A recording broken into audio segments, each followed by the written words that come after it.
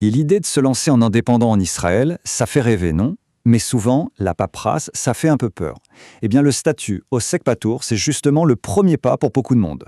Alors, dans cette analyse, on va démystifier tout ça ensemble, simplement et clairement. Allez, voilà le programme. On va commencer par la base, c'est quoi au juste un OSEC Patour? Après, on verra comment se lancer concrètement, puis on plongera dans la gestion du quotidien, les déclarations, les impôts, oui, le fameux sujet qui fâche, et bien sûr, comment on anticipe la suite quand l'activité grandit. Et pour finir, un petit récap de tout ce qu'il faut absolument retenir. Alors, on attaque avec la première étape, la définition. L'OSEC Patour, c'est un peu le starter pack de l'indépendant en Israël. Mais concrètement, qu'est-ce que ça signifie? En fait, tout est dans le nom littéralement. Osek, en hébreu, ça veut dire celui qui exerce un métier, celui qui travaille. Et patour, ça veut dire exempté. Donc si on met les deux bouts ensemble, on obtient un travailleur indépendant exempté de TVA. Voilà, c'est aussi simple que ça. Bon, pour bien piger l'intérêt du truc, le plus simple, c'est de le comparer à son grand frère, l'OSEC Mourché. La différence fondamentale, mais vraiment le point qui change tout, c'est la TVA. L'OSEC Patour, lui, il est exempté. Il ne la gère pas. L'OSEC Mourché, si. Et ça a deux conséquences directes. Pour le Patour, il y a un plafond de revenus à ne pas dépasser, mais en contrepartie, la compta est beaucoup plus simple. Et ce fameux plafond alors? Le voilà. C'est le chiffre à avoir en tête, à graver dans un coin de sa mémoire.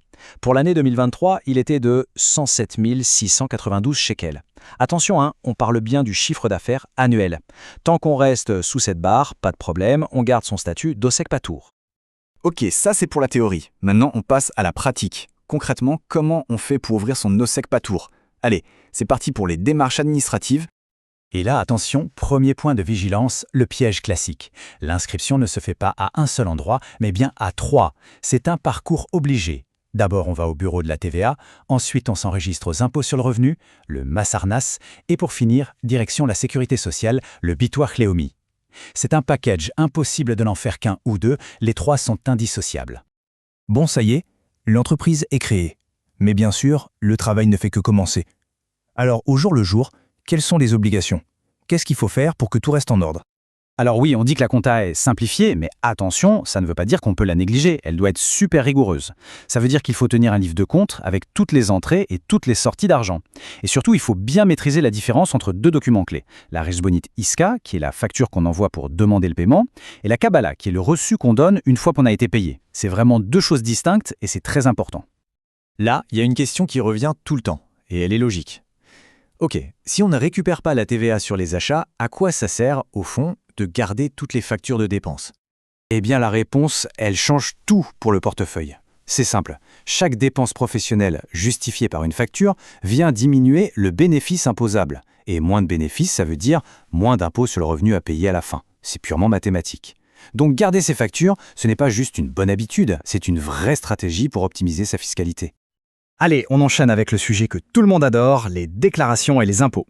Alors, plus sérieusement, qu'est-ce qu'il faut déclarer et quand? C'est évidemment un point crucial. En gros, il y a 3 grands types de déclarations. D'abord, une déclaration annuelle à la TVA, juste pour dire que le chiffre d'affaires est bien resté sous le plafond. Ensuite, il y a des rapports réguliers tout au long de l'année pour payer des acomptes au Massanessa et au Bitoir Leumi. Et enfin, le gros morceau, c'est le bilan annuel qu'on appelle le Doeshi qui est remis aux impôts. Et là, attention, méfiance, c'est l'erreur numéro 1.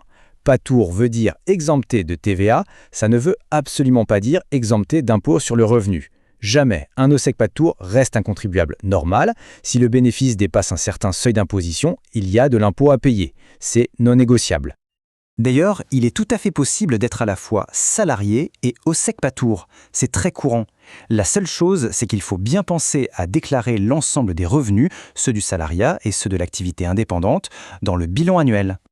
Bon, et si l'activité se développe bien? D'abord, c'est une super nouvelle, mais ça implique aussi de nouvelles choses anticipées. Parlons un peu de cette croissance et des autres obligations qui peuvent arriver.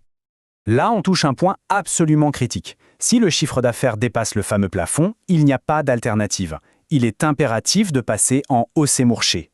La source le dit noir sur blanc. Ne pas déclarer la TVA quand on y est obligé, c'est considéré comme une fraude, et ça peut mener à des poursuites pénales. On ne parle pas d'un petit oubli, les conséquences peuvent être très sérieuses. Il faut donc vraiment surveiller son chiffre d'affaires de très près. Autre chose à savoir, il faut s'attendre à recevoir, un jour, une demande pour une Hatcharat Onon. Qu'est-ce que c'est que ça? C'est tout simplement une déclaration de patrimoine. On y liste tout ce qu'on possède et tout ce qu'on doit. Quand l'administration fiscale envoie la demande, on a 120 jours pour y répondre. Il ne faut pas paniquer, ce n'est pas un contrôle, c'est une procédure standard pour les nouveaux indépendants. Ok, on a vu pas mal de choses. C'est le moment de synthétiser un peu tout ça avec les points clés à vraiment retenir. Allez, on récapitule en 5 points. Primo, on est exempté de TVA, mais seulement jusqu'au plafond des 107 692 shekels. Secondo, il y a 3 enregistrements obligatoires, TVA, impôts et sécu. Tertio, la conservation des factures de dépenses, c'est crucial pour réduire ses impôts. Quarto, si on dépasse le plafond, le passage en OSEC Mourché n'est pas une option, c'est une obligation. Et enfin, quinto, il y a des déclarations à faire de façon régulière et annuelle. C'est la base. Et la grande question alors, faut-il un expert comptable? Légalement, la réponse est non, ce n'est pas obligatoire. On a le droit de tout faire soi-même. Maintenant, est-ce une bonne idée? C'est une autre question. Le conseil qui revient partout, c'est de se faire accompagner, au minimum pour le bilan annuel. C'est un peu une assurance tranquillité pour éviter des erreurs qui, elles, peuvent coûter très cher. Finalement, tout se résume à cette question. Est-ce qu'on préfère investir son temps à maîtriser les subtilités administratives, avec les risques que ça implique, ou est-ce qu'on préfère déléguer ça à un professionnel pour pouvoir se concentrer à fond sur le cœur de son métier, sur le développement de son activité? C'est un choix personnel, une décision stratégique.